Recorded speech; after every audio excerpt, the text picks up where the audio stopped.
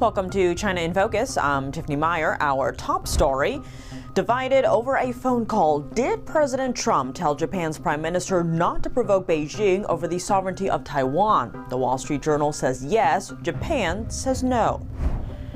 Hong Kong's worst fire in decades has been extinguished after 3 days. The blaze has killed 128 people, with 200 still missing. Operation Southern Spear, the U.S. is ramping up troops in the Caribbean. Could it have broader implications beyond countering narco-terrorism? A Latin America correspondent for the Epoch Times breaks it down. We're really seeing probably the largest military buildup in the region since the 1962 Cuba Missile Crisis, or even since World War II, maybe.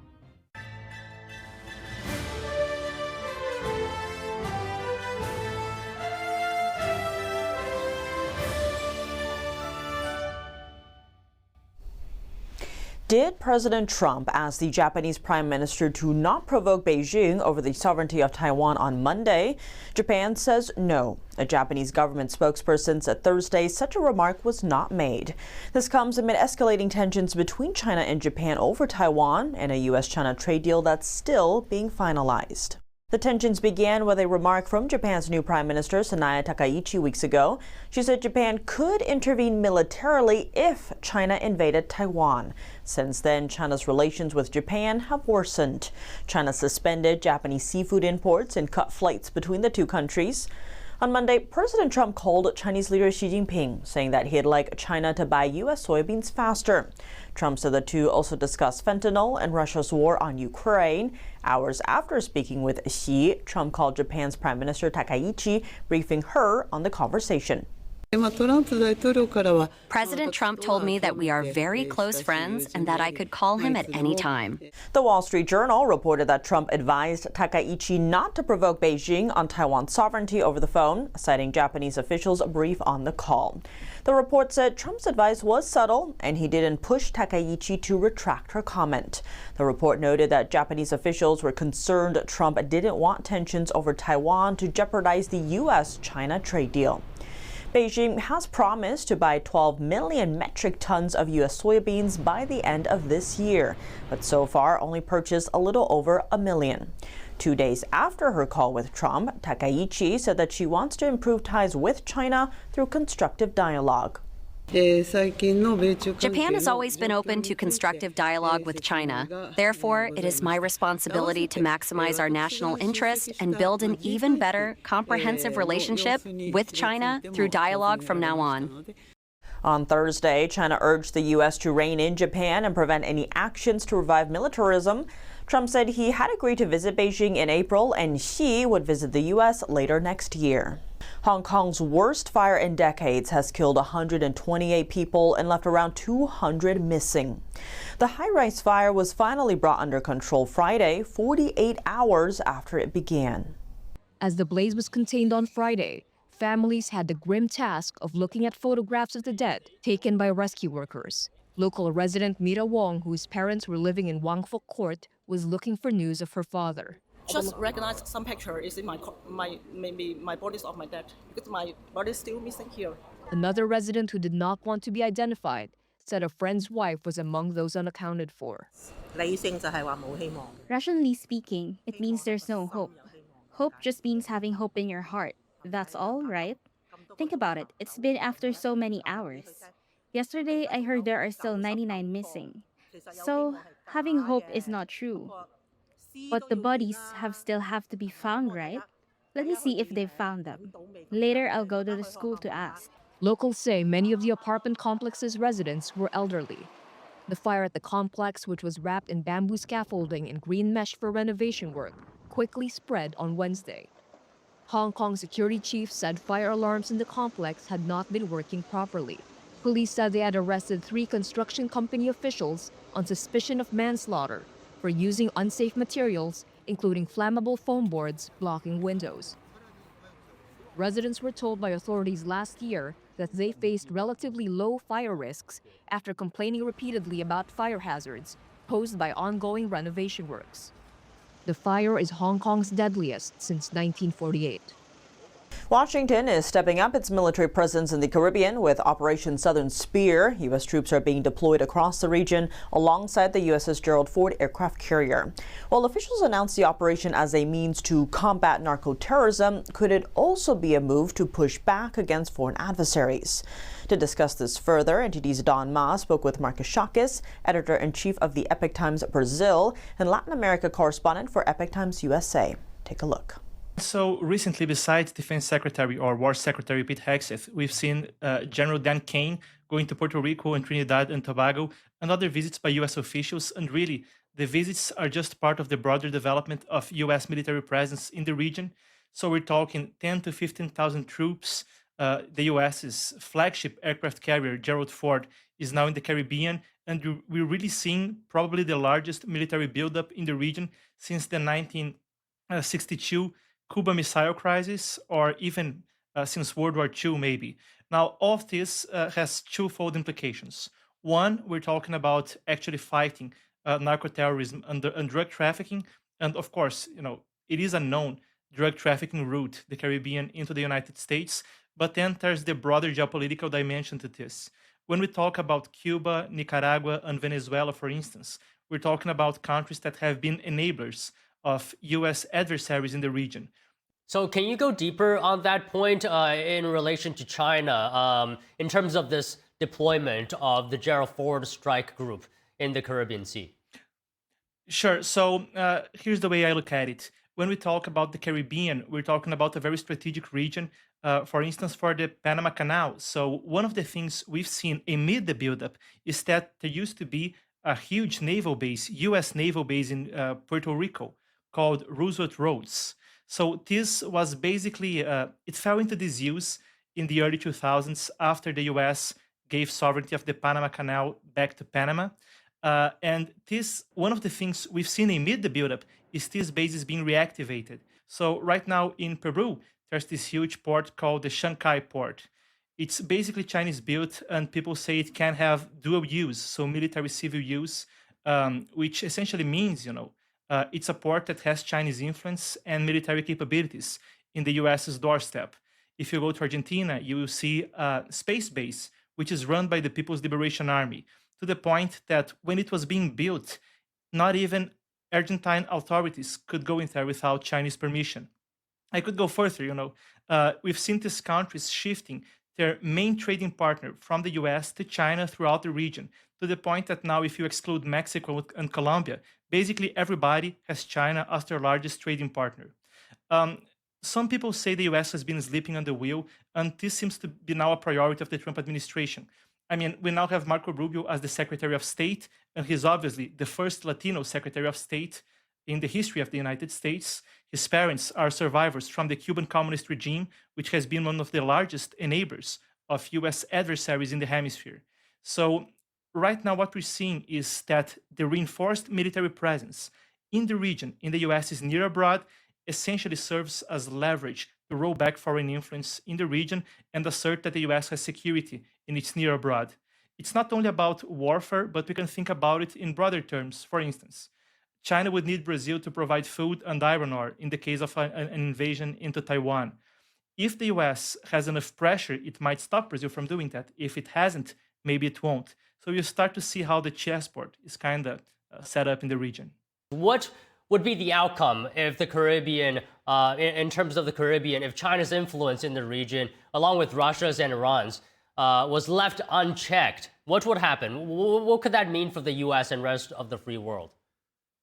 Sure, so I'll give you some examples. I'll first talk about the ones that most directly threaten US national security, and then I'll branch out a little bit into the bigger geopolitical sphere of things. So when we talk directly about national security, for instance, in 2007, there was a threat of a terrorist attack into the JFK airport in New York, which the FBI debunked last minute.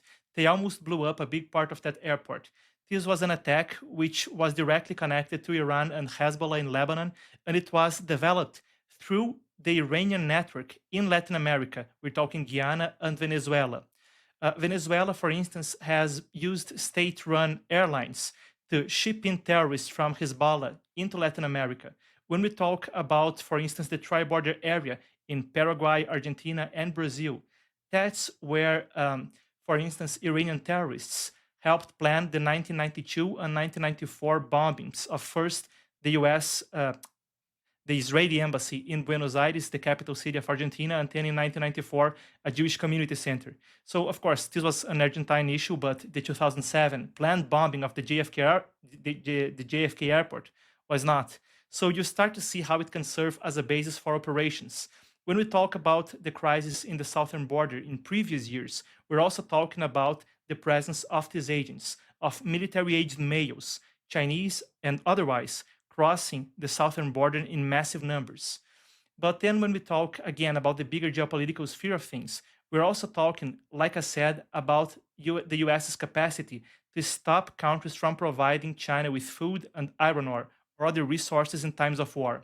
So if there's a war over Taiwan, let's suppose the CCP invades Taiwan, this is the kind of threat that can be projected in the near abroad of the United States that could act either as dissuasion or even to make the US lose time as it tries to send reinforcements into East Asia. If they have a threat in the Panama Canal and the US needs to cross it with warships, that's also a problem.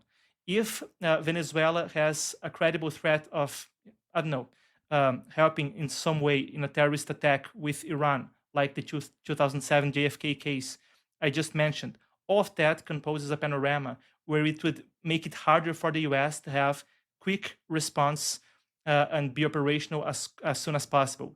So that's really how it plays out in the crisis. Well, okay, Marcos, we always get valuable insight when we speak with you. Thank you very much for your time.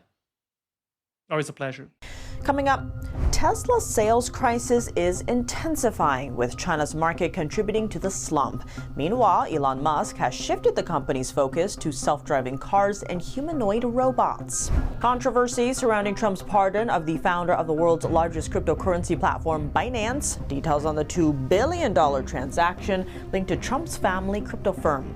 He might not know who this gentleman is, but I'm sure his sons do. Who are involved in their crypto enterprise. After the break, here on China in Focus.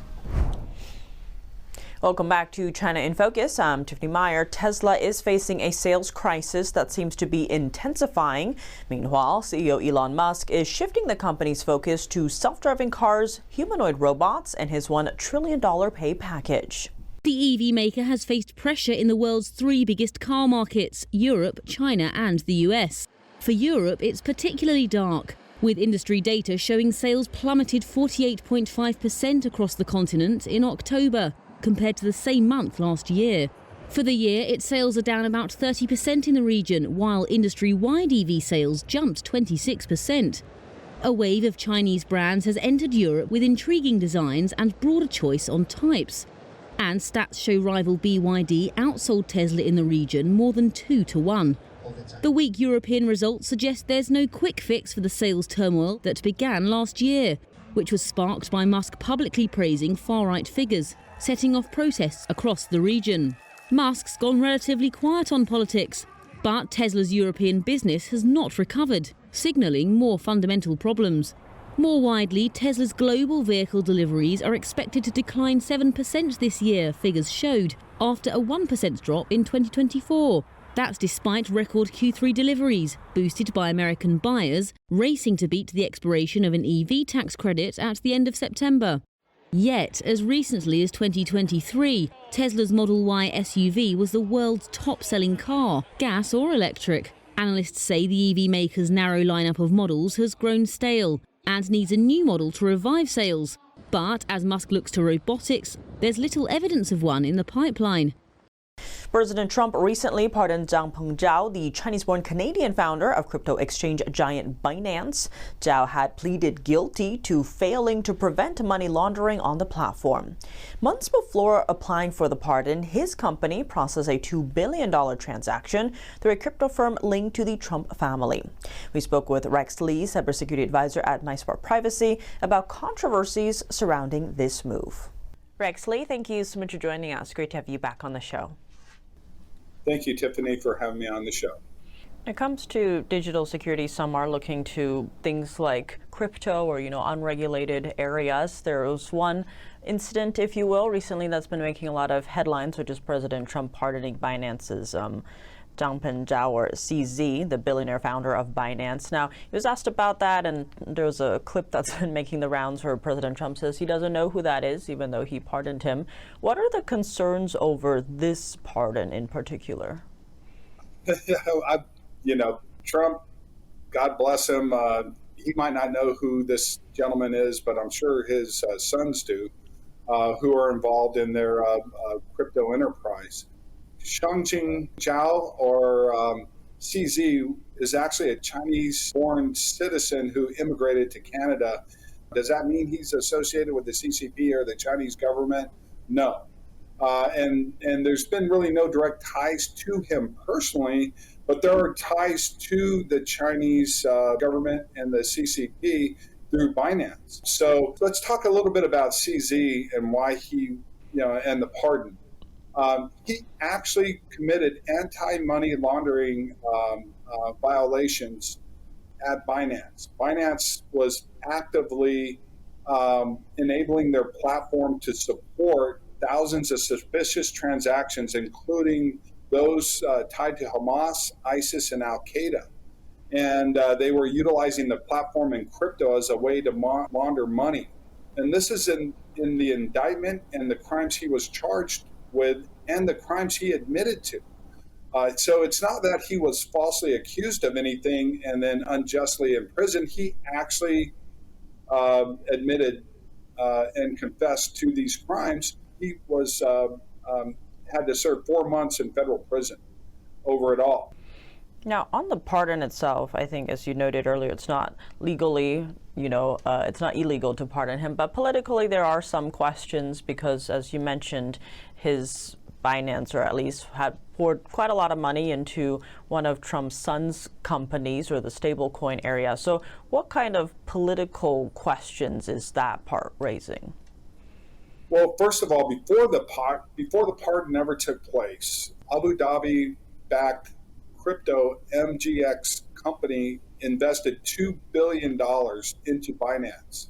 That investment in Binance was pushed to World Liberty Finance, which is a crypto firm part owned, not wholly owned, but part owned by the Trump family. So the $2 billion was put into an account and then invested in World Liberty Financial, which is the company that's behind stablecoin. Is it coincidental that, $2 billion got pushed to World Liberty Financial and then this pardon comes about? So it's not like he was pardoned and then later on the $2 billion came. The $2 billion was already invested. So that there's some questions on that, and that's not really from my research as much as this has been reported by CBS News, 60 Minutes. My question is, you're giving a pardon to this guy, but he's somebody who admitted to the crime. If he had pled not guilty to the crime and was convicted, then you can see, hey, there's some question here. The guy was trying to plead his innocence, and he was falsely imprisoned, but he was imprisoned based on his own confessions. So that I think is something that needs to be asked about. In terms of that 60 Minutes CBS report, Eric Trump did respond to it, saying that since it's partly owned by the Trump family, that President Trump had nothing to do with it, which, some of the critics were saying, how could you not know when $2 billion is entered into it? It does seem, especially with the last election in 2024, we did see President Trump quite open or favorable towards crypto. With this pardon, some are pointing into that, being like, is it a pay for play? You can't really prove that, but there are questions around that. What are your thoughts on why President Trump is so enamored, if you will, with crypto? Well, of course, his family, separate of him, he's already got his money, so he can compartmentalize himself and say, I don't know nothing about this. As far as Eric Trump and the other Trumps that are invested heavily in this, they stand to make not billions, potentially trillions, because if you look at recent legislation, such as the Big Beautiful Bill and the Genius Act and other crypto legislation, that's going to benefit world finance. So, their back company is World Liberty Finance, stands to be the leader as crypto moves from data mining or crypto mining to intrinsically backed digital currency. So once it has intrinsic value tied to currency, actual currency, then that's going to be the leader, and they stand to benefit heavily not only from the $2 billion invested by MGX, but also through the recent legislation. I want to delve into that because, as you mentioned, CZ himself maybe doesn't have direct ties, but Binance, the company, does have OPay-linked ties to the Chinese regime. So given that, what are the national security questions that raises when it comes to a pardon like this? Well, there's Chinese financial institutions that are involved in Binance. There are key executives in the company that have ties back to China, such as their CFO, Hina Chen, and Zheng Kai-he, Binance custody, head of Binance custody, and Lila Wang, Binance associate, all have ties back to China, as well as one of their independent directors, Zhen Wang, is also tied back to China, but also coincidentally maybe, but also associated with BHR Partners, a Chinese-focused private equity firm, again co-founded by Hunter Biden and Christopher Hines. Now, does that mean Hunter Biden and Christopher Hines are still involved? Are they going to benefit from Binance? Who knows? But they do still own they founded and own part of 25% of BHR Partners. So they're involved either directly or indirectly, and they'll benefit financially from this with Binance. So yes, there is a national security threat here. There's privacy issues. There's financial sovereignty issues. Rexley, as always, though, thank you so much for joining us. Thank you for having me on the show. That's all for today's China in Focus. I'm Tiffany Meyer. If you have any feedback on the show or have something you'd like to see us cover, send us an email at chinainfocus@ntd.com. We'd love to hear from you. Round-the-clock original news coverage, visit us at ntd.com or download our NTD app. Thanks for watching. See you soon.